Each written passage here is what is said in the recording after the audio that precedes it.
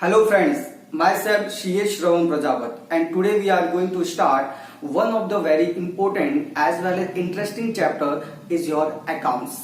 So accounts का बड़ा important chapter final account और financial statement of a partnership firm वो आज की क्लास से हम डिस्कस करने वाले हैं। काफी सारे स्टूडेंट को ये चैप्टर बड़ा हार्ड लगता है, लेकिन मैं ऑनेस्टली आपको बताता हूँ कि ये चैप्टर बिल्कुल भी हार्ड नहीं है, बिल्कुल भी हार्ड नहीं है ये चैप्टर। बस दिक्कत वहां पे आती है आप इसको सही मैनर में स्टडी नहीं करते हो। ठीक है, अगर आप सही तरीके से इसको पढ़ोगे तो डेफिनेटली आपको ये चैप्टर भी दूसरे चैप्टर की तरह है वो बड़ा इजी लगेगा। ठीक है ना। चलो सो आज की क्लास से हम इस चैप्टर को आगे बढ़ाएंगे, बहुत अच्छे से प्रैक्टिकल वे में इस चीज को हम समझेंगे।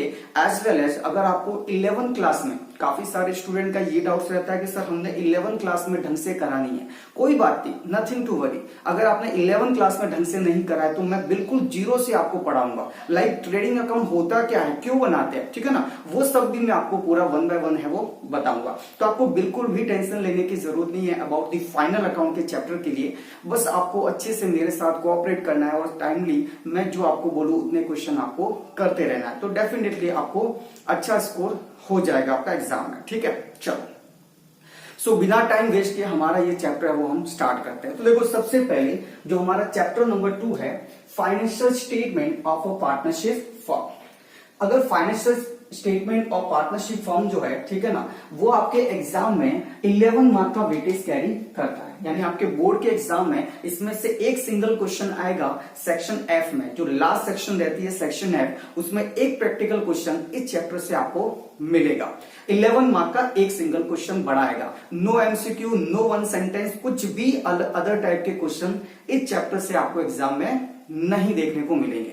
तो सिर्फ एक ही क्वेश्चन आएगा, वो भी बड़ा सा प्रैक्टिकल क्वेश्चन आएगा, 11 मार्क का एक सिंगल क्वेश्चन आएगा। ठीक है, चलो तो अब शुरू में देखते हैं सबसे पहले कि फाइनेंशियल स्टेटमेंट और फाइनल अकाउंट और एनुअल अकाउंट्स। अगर आपको तीनों में से कोई भी वर्ड बोला जाए, चाहे आपको बोला जाए फाइनेंशियल स्टेटमेंट, आपको बोला जाए फाइनल अकाउंट और आपको बोला जाए एनुअल अकाउंट्स, तो मैं आपको बता दूं तीनों का मतलब है वो एक ही होता है। तीनों का मतलब एक ही होता है। तो देखो सबसे पहले मैं बात करता हूं फाइनेंशियल स्टेटमेंट। तो आपको बता दूं फाइनेंशियल स्टेटमेंट क्या होता है, एक फाइनल अकाउंट ही है जो हम normally final account term use करते हैं ना, उसको कंपनी एक्ट 2013 जो है उसके अंदर फाइनल अकाउंट की जगह पे उन्होंने एक वर्ड यूज करा, दैट इज फाइनेंशियल स्टेटमेंट। उन्होंने क्या वर्ड यूज करा, फाइनेंशियल स्टेटमेंट। तो अपने लिए क्या हो गया, फाइनल अकाउंट वही है, बस एक स्पेशल वर्ड जो कंपनी एक्ट में दिया हुआ है इंस्टेड ऑफ फाइनल अकाउंट, वो वाला टर्म हम क्या करेंगे, यूज करते हैं डे टू डे लाइफ में कभी कभी।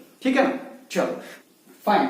उसके बाद में होता है सर इसको फाइनल अकाउंट क्यों बोला जाता है। मैं आपको बता दूं फाइनल अकाउंट इसलिए बोला जाता है क्योंकि अकाउंटिंग के जो स्टेप्स होते हैं, अकाउंटिंग के स्टेप्स क्या होते हैं, सबसे पहले क्या होता है अकाउंटिंग में जर्नल होती है। कोई भी ट्रांजेक्शन होता है तो हम उसको क्या करते हैं, जर्नल बुक में रिकॉर्ड करते हैं।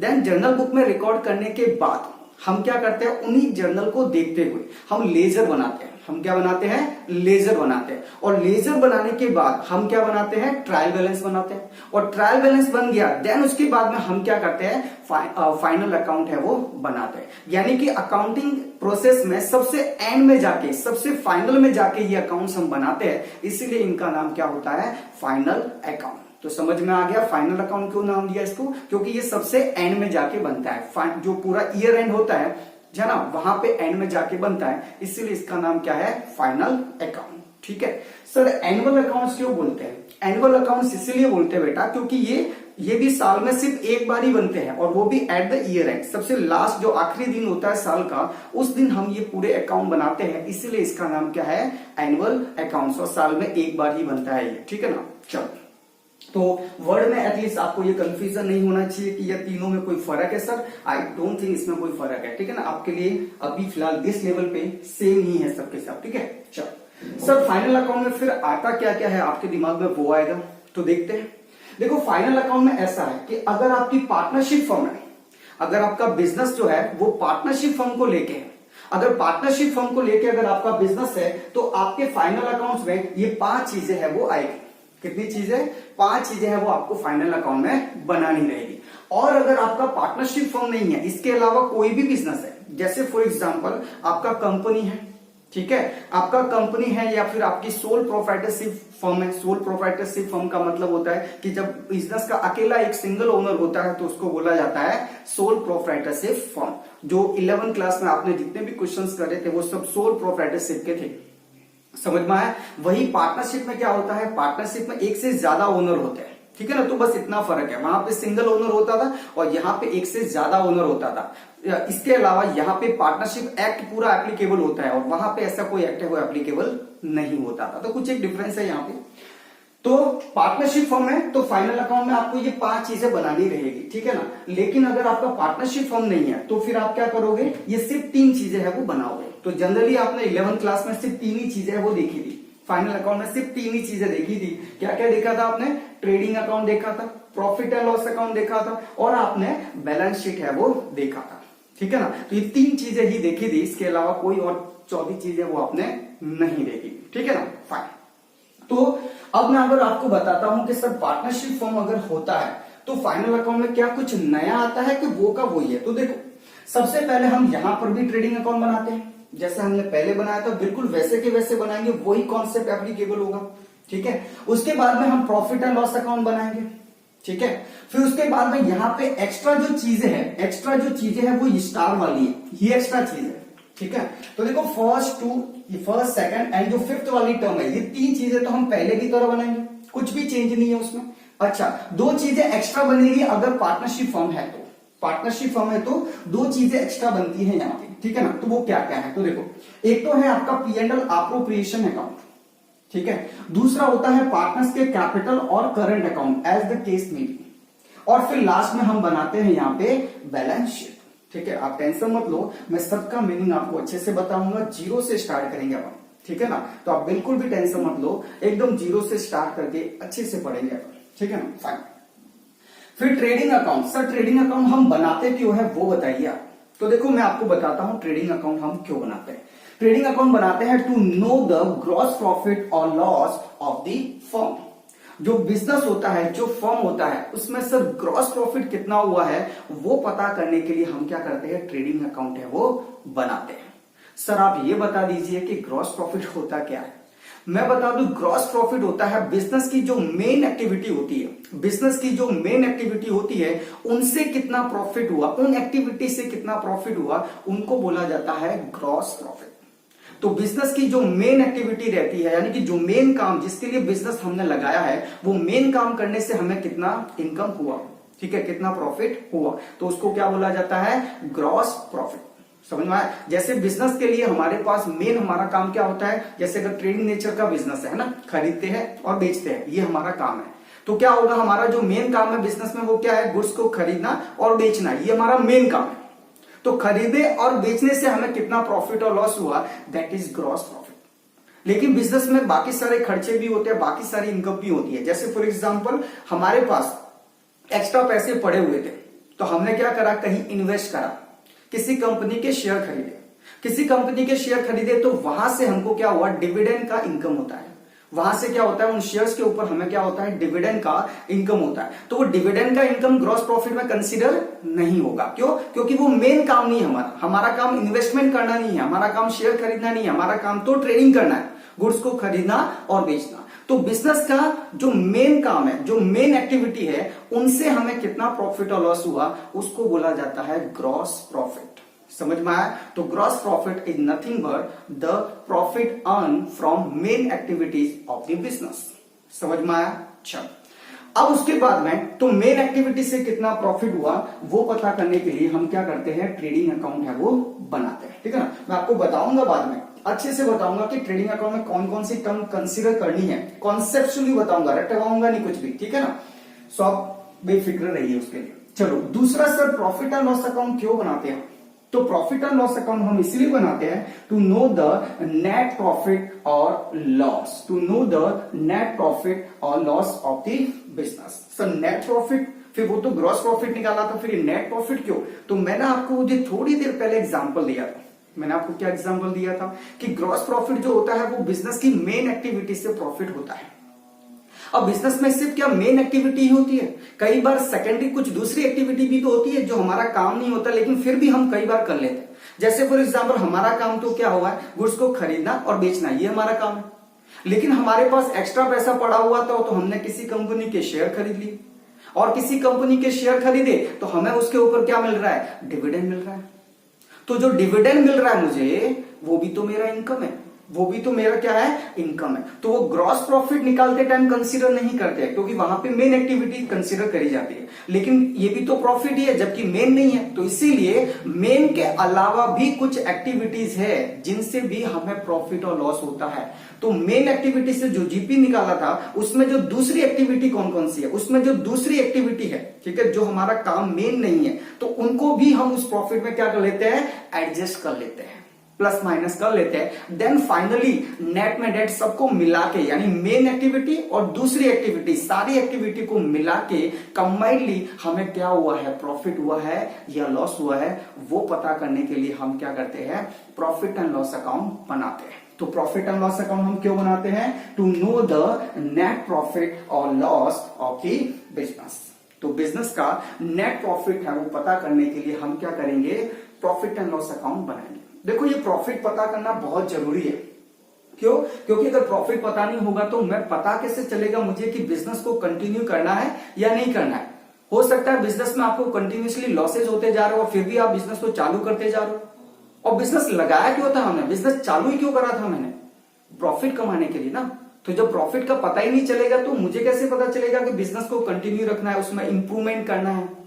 समझ में आया? तो इसलिए ये बहुत सारे डिसीजन है जो मुझे लेने पड़ते हैं, तो वो सब किसके ऊपर बेस होते हैं, प्रॉफिट्स के ऊपर। तो इसीलिए मुझे प्रॉफिट्स है वो पता करना जरूरी है। ठीक है, फाइन।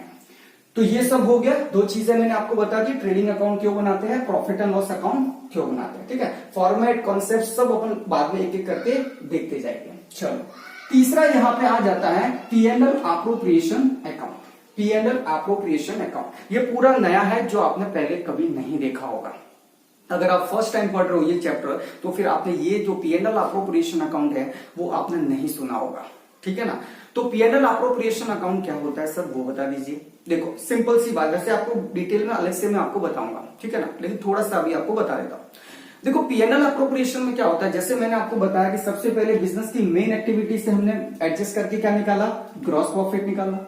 फिर ग्रॉस प्रॉफिट में जो दूसरी एक्टिविटी थी, जो मेन एक्टिविटी नहीं थी, उनको भी मैंने एडजस्ट कर दिया, तो फिर मुझे क्या मिला, नेट प्रॉफिट और लॉस मिला। लेकिन क्या हुआ, जैसे ही नेट प्रॉफिट और लॉस हुआ उसके बाद में यहाँ पे तो क्या है, पार्टनरशिप फर्म है। पार्टनरशिप फर्म है तो यहाँ पे एक से ज्यादा ओनर है अपने पास, एक से ज्यादा क्या है, ओनर है। तो एक से ज्यादा जो ओनर है, ठीक है, उनसे रिलेटेड भी तो कुछ एक्सपेंस और इनकम हो सकते हैं ना सर। उनसे रिलेटेड क्या, उनसे related like interest on capital, जो पार्टनर्स ने कैपिटल इन्वेस्ट करा है बिजनेस में, तो बिजनेस उसके ऊपर उनको इंटरेस्ट देता है।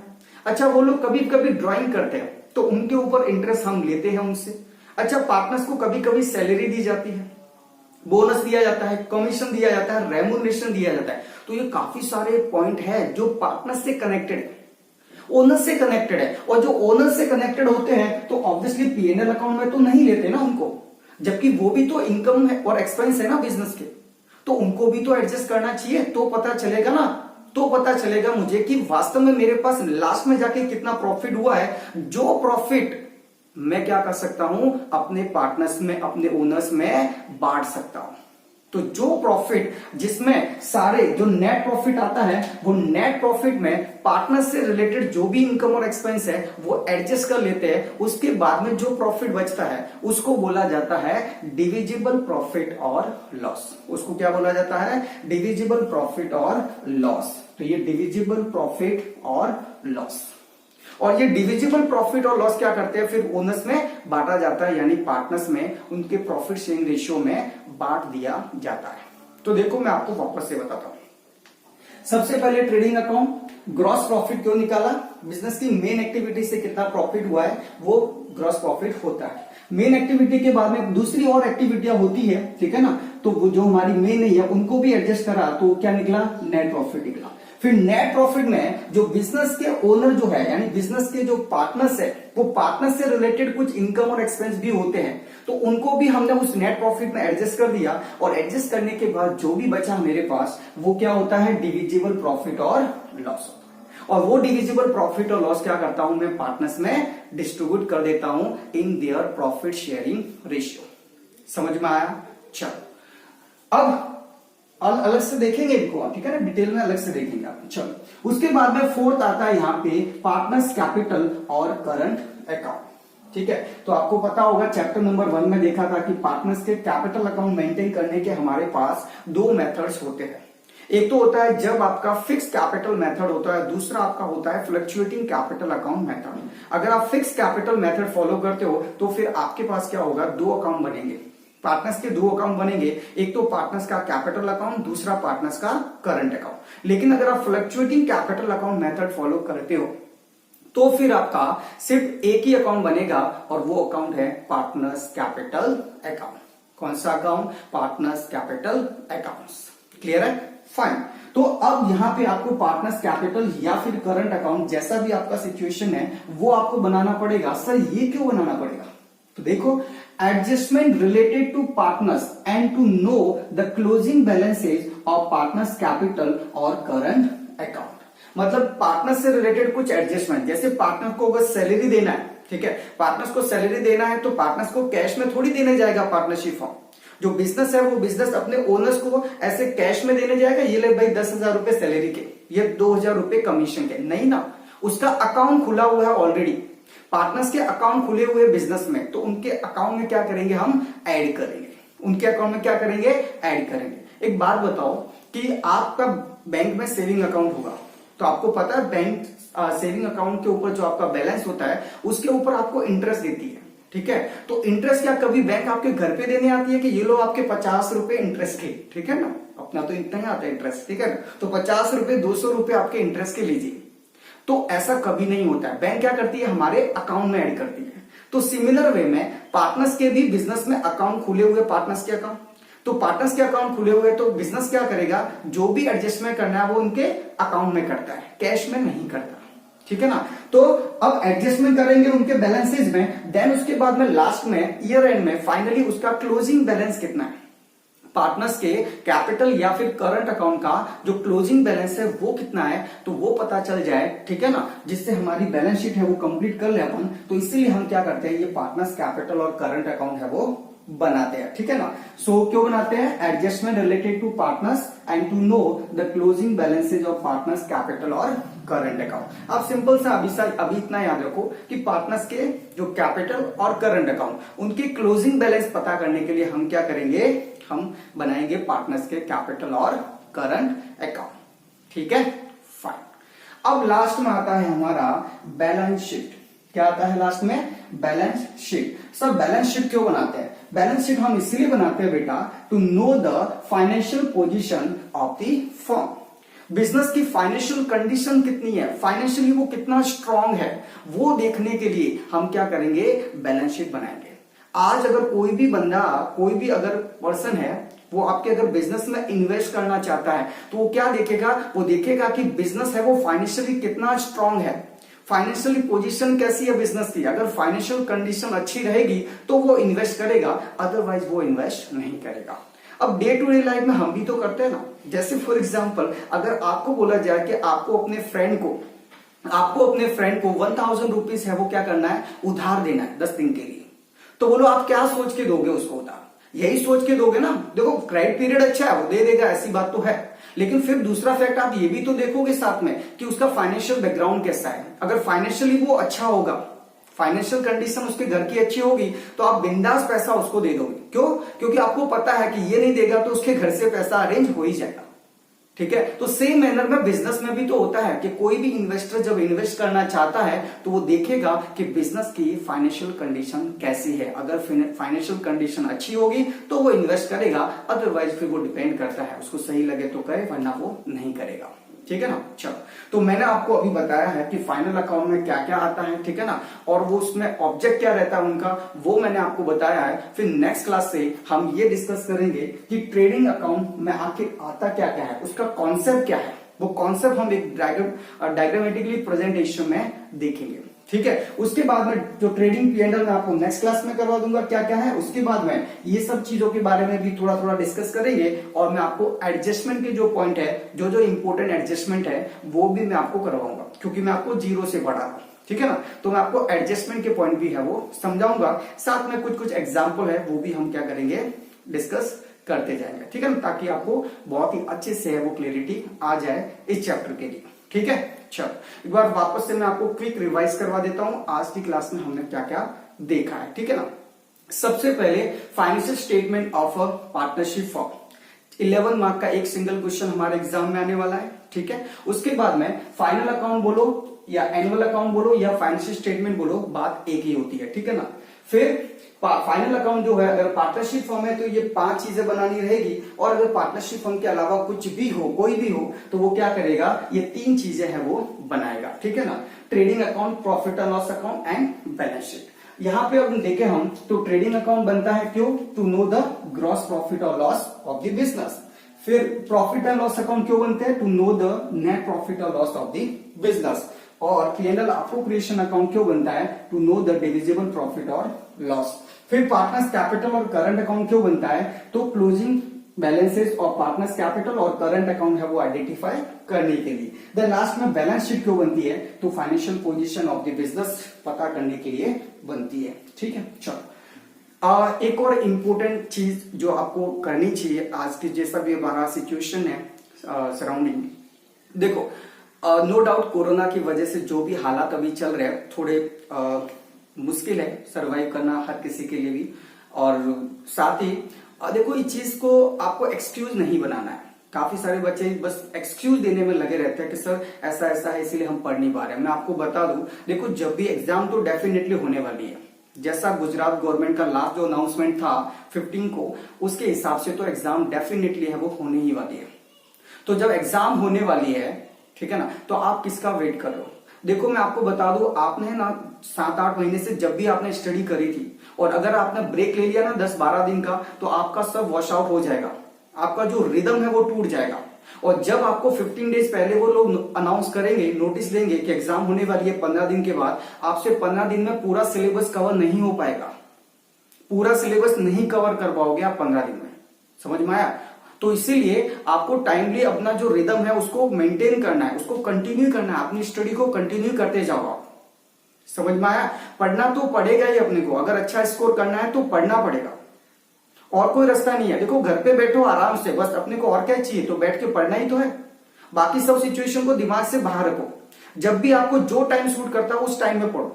सर घर पे सारी फैमिली रहती है तो कोई बात नहीं, उसका दूसरा ऑल्टरनेट ढूंढो कि रात को सब सो जाते हैं तो रात को सही, अगर अलग सेपरेट रूम है तो उसमें जाके स्टडी करो। कुछ ना कुछ तरीका तो अपने को निकालना पड़ेगा ना उसका रास्ता।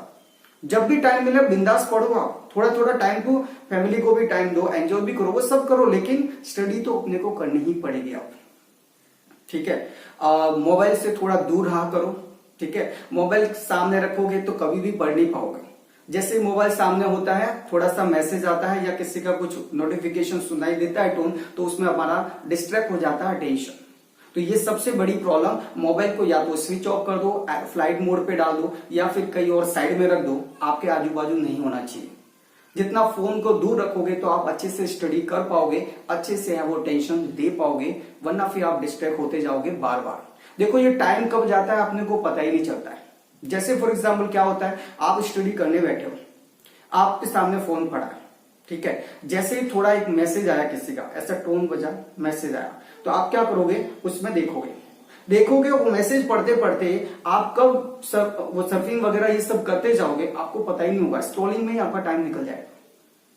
तो इसीलिए ये टाइम कब निकलता है वो किसी को पता भी नहीं चलता है, फटाफट निकल जाता है टाइम। तो इसीलिए ये गलती मत करो। मैं तो एक बार सर देख लूंगा ना, कोई दिक्कत नहीं है सर, मेरे को पता है पढ़ना, मैं पढ़ लूंगा, नहीं होगा बेटा। वो टाइम निकल जाता है, मीम्स वगैरह में पढ़ने में तुम्हारे टाइम निकल जाता है। तो इसीलिए इतनी बड़ी गड़बड़ आप मत करो। एग्जाम आने वाला है और आपको ज्यादा टाइम नहीं लगेगा। अब मेरे हिसाब से तो महीना भर आपका और लगने वाला है, एग्जाम तो डेफिनेटली महीने भर बाद होने वाली है, तो आपके पास टाइम बचा ही नहीं है। आपके एक चैप्टर के लिए भी, मतलब पूरे सब्जेक्ट, पूरे सारे आपके सिलेबस की बात करें, सारे सब्जेक्ट की, तो एक चैप्टर के लिए एक दिन नहीं है आपके पास। फिर भी कुछ स्टूडेंट केयरलेस होके घूम रहे हैं और स्टडी कर भी नहीं रहे। किसको धोखा दे रहे हो आप लोग? तो इसीलिए सिंपल सी बात है, समझ जाओ कि भाई इतने टाइम तक हमने जो पढ़ाई की है, हमने जो मेहनत करी है, उसके ऊपर पानी नहीं फिर जाए। तो हमें ऐसी गलती बिल्कुल भी नहीं करनी है और हमें जो हमारे रिदम जो था उसको मेंटेन करना है। डेली का एक आध आप क्या करो, क्वेश्चन पेपर सॉल्व करो। 3 आवर्स बैठ के आप क्या करो, क्वेश्चन पेपर सॉल्व करो। अगर आपके पास गाला है तो गाला सॉल्व करो, मार्बल है तो मार्बल सॉल्व करो। कोई भी क्वेश्चन पेपर है, क्वेश्चन पेपर को बस जैसे एग्जाम में लिखने वालों वैसे बैठ के आप 3 आवर्स क्या करो, एक पेपर तो एक दिन में कम से कम आपको लिखना ही है, हर एक सब्जेक्ट का। मैं तो आपको सिर्फ अकाउंट्स का नहीं बोलता, हर एक सब्जेक्ट का। देखो स्कोर करना है तो आपको सभी सब्जेक्ट में अच्छा स्कोर करना पड़ेगा। सिर्फ अकाउंट्स में 100 में से 100 लाने से कुछ नहीं होने वाली बात। हर पेपर को आपको इक्वल वेट देना ही पड़ेगा। हर पेपर को अगर इक्वल वेट दोगे तभी स्टडी कर पाओगे। काफी सारे मतलब बच्चों का ये रहता है, सर मूड ही नहीं है, सर मूड ही नहीं होता, कैसे पढ़ेगा? तो मैं आपको बताऊं, देखो मूड है ना किसी का होता नहीं है, बहुत ही जल्दी किसी का मूड नहीं होता है पढ़ने का, जब बात पढ़ने की आती है तो इसीलिए मूड की ना सुनो। बिना मूड के भी, मन मार के भी 2-3 दिन संभाल लो आप। जबरदस्ती मतलब पढ़ने बैठ जाओ 2-3 दिन। देखो 2-3 दिन अगर आपने मूड को साइड में करके अगर जबरदस्ती पढ़ लिया ना, आई एम डैम श्योर कि आपका रूटीन बन जाएगा पढ़ने का और आपको फिर इंटरेस्ट आना शुरू हो जाएगा स्टडी में। देन आप डेफिनेटली स्टडी करोगे आगे। लेकिन अगर आपने मूड की सुनी और अगर पढ़ाई नहीं बिल्कुल भी, तो आप कभी भी पढ़ नहीं पाओगे, क्योंकि मूड तो कभी नहीं होगा। मूड तो कब होता है? जब एग्जाम के एक दिन पहले, क्योंकि उस समय मार पड़ती है अपने को। और ऐसा तो होगा नहीं कि एक दिन में पूरा सिलेबस आप कवर कर पाओ। तो इसीलिए मूड की ना सुनो, बिना मूड के भी जबरदस्ती अपने को पढ़ना चाहिए। भले समझ में नहीं आ रहा हो, कोई दिक्कत नहीं है। 2-3 दिन समझ में नहीं आएगा, लेकिन 4-5वें दिन से समझ में आना शुरू हो जाएगा, वो इंटरेस्ट भी आ जाएगा, सब कुछ हो जाएगा। थोड़ा टाइम तो दे।